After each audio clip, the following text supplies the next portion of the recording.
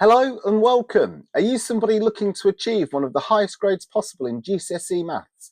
If you are, then please continue to watch this video on core circle theorems. Now, as always, we will be calling upon prior knowledge and previous understanding. This session's no different. So, for example, we will be demanding or calling upon your knowledge of what the sum of the angles in a triangle add up to, the concept of isosceles triangles, and just general angle facts. But always remember, if we do touch upon any topics that you think you need further support with, then please be sure to check out some of our other videos. But for now, please continue to watch if you are looking to achieve one of the highest grades possible in GCSE maths. So when it comes to circle theorems, there are many circle theorems. So I've just referenced the title to this work as what I'm calling the core circle theorems. And there are 4 or 5 core circle theorems that we'll be looking at in this session. So let's take a look at question 1. The angle at the circumference is 42 degrees. Find the angle at the centre standing on the same arc. So the arc that's being referenced here, if I just highlight it, because the diagram might not really explain to you what the question means. So we have an arc. If I just highlight that. And I'm going to call the 2 points from which the arc starts and finishes A and B. Now, if we take a line from A to the point on the circumference, and I can call that C, I suppose, and take a line from B to the same point C, we create this angle 42 degrees. If we were to take a line from A to the centre and a line from B to the centre, we create this angle X. Now, when I'm using this word create, we should really use the word subtend. So the angle X is subtended at the centre by the arc AB, and the angle 42 degrees is subtended at the circumference by the arc AB. Now, when this is the case, the angle at the centre is double the angle at the circumference. So to work out X, we can simply do 2 times 42 degrees. Therefore, X equals 84 degrees. So I would suggest that this first circle theorem we've looked at is very straightforward.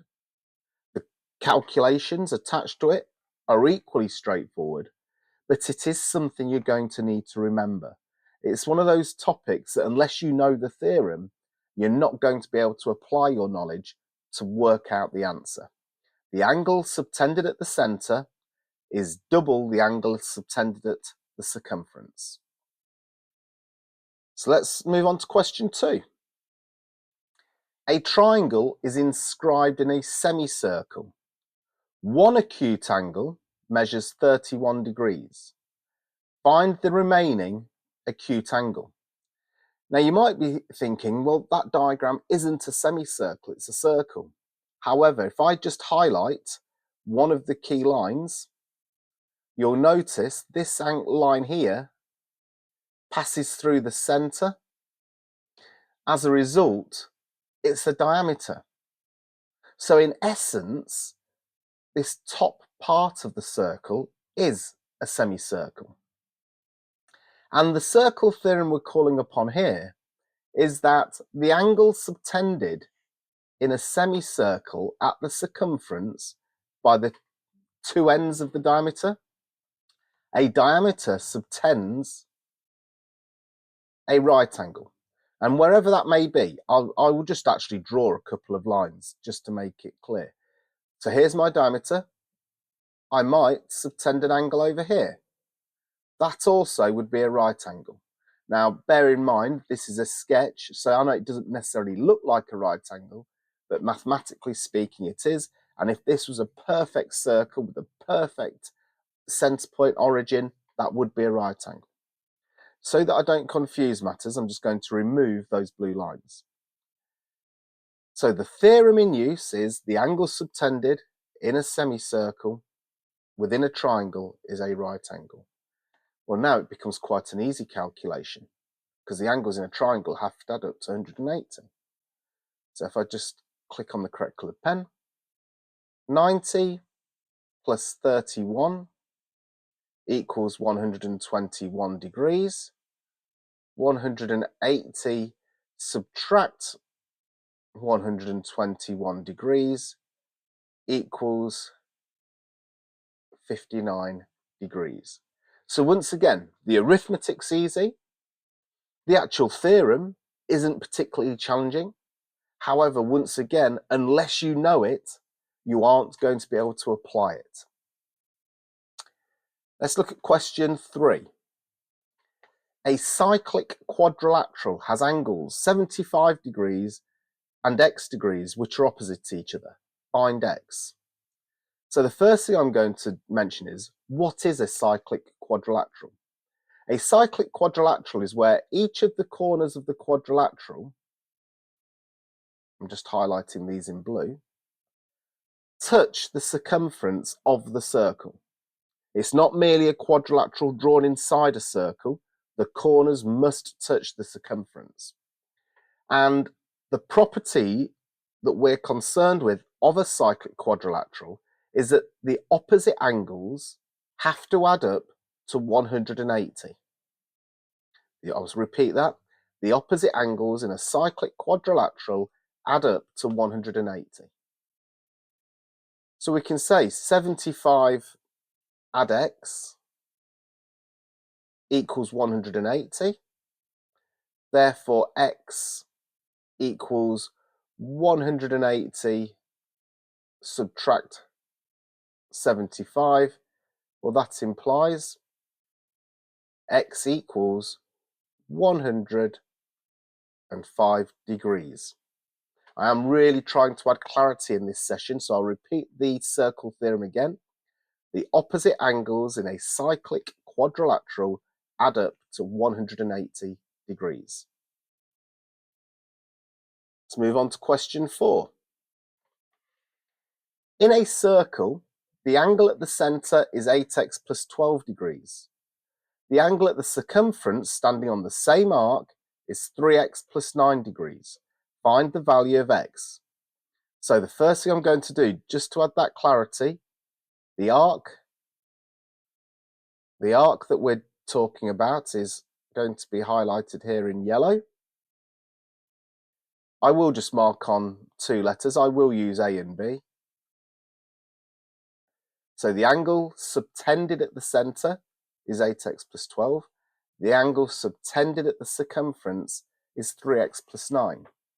Now, if you think back to question 1, I think it was, the angle subtended at the centre, so in this case, 8x plus 12, equals double the angle subtended at the circumference. So in this case, we'll equal 2 lots of 3x plus 9. So essentially, I've been left with an equation. I'm sure you've seen from my other videos, whenever I have an equation, I like to draw a mini margin for clarity and to keep my notes organised. So the first thing I will do, I'm going to divide both sides through by 2.